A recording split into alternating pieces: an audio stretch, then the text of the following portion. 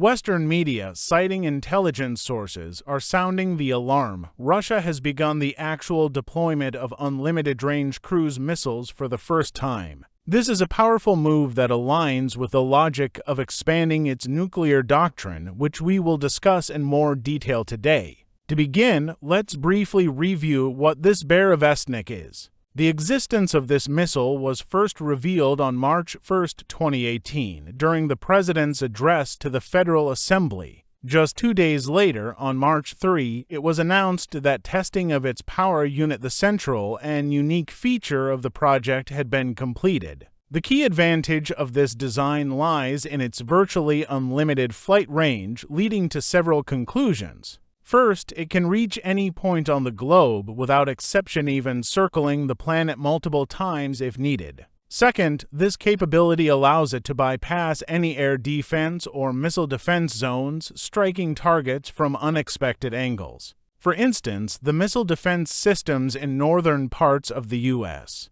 would no longer be a significant barrier, as it could easily approach from the south. This necessitates the redistribution of considerable forces and resources, especially aviation, a topic we will address later. Lastly, the nuclear power unit implies a unique and somewhat limited use case. This is not just a weapon, but also a political tool. Consider this: during a strategic exchange of nuclear arsenals, the presence of such missiles would have little impact, as thousands of warheads would descend within minutes, and a few long-range missiles would simply get lost in the chaos. For conventional use, its capabilities are clearly excessive, as its deployment would inevitably escalate into a full-scale strategic exchange. In essence, while the missile is powerful and technologically impressive, its practical applications remain unclear. Perhaps the revised nuclear doctrine will clarify this, but for now, there are more questions than answers.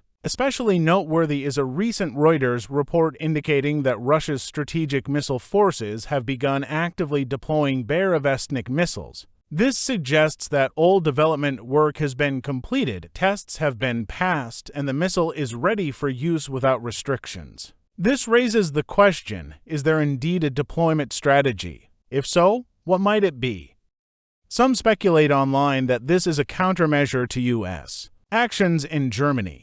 Starting in 2025, Tomahawk intermediate-range missiles will be permanently deployed there, with hypersonic missiles expected to follow soon after, harkening back to the glory days of the Cold War. If true, the logic is apparent: you threaten us with cruise missiles, so we counter with our own, albeit with a nuclear twist as an asymmetric response. While this reasoning appears sound, unlimited-range cruise missiles seem ill-suited for this role. Even setting aside the inevitable strategic exchange that would follow, there's a more practical issue: the missile's subsonic speed. Reaching U.S. territory could take up to 20 hours, especially when avoiding missile defense zones and navigating through deployed aviation. In contrast, a Tomahawk would only take about an hour or two. Not exactly a convincing countermeasure. A plausible explanation for the Burevestnik's deployment could lie in its potential to act as a diversion.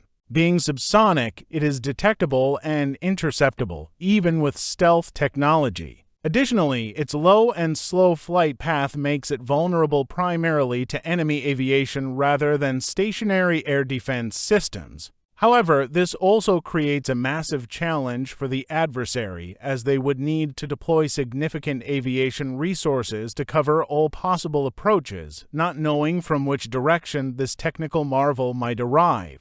The result: the mere existence of the Burevestnik forces the opponent to keep much of their aviation and other resources on home territory for at least a day, if not longer. Recall that the missile can remain airborne far longer. Without sufficient aviation, U.S. forces would struggle to operate effectively on other continents, as their air power is their main strike capability. Operating with limited forces would grant Russia's aerospace forces a significant advantage, as numerical superiority would no longer be achievable. This is a textbook example of an asymmetric response, following Suvorov's principle: fight with skill, not numbers. Finally, there's the political dimension.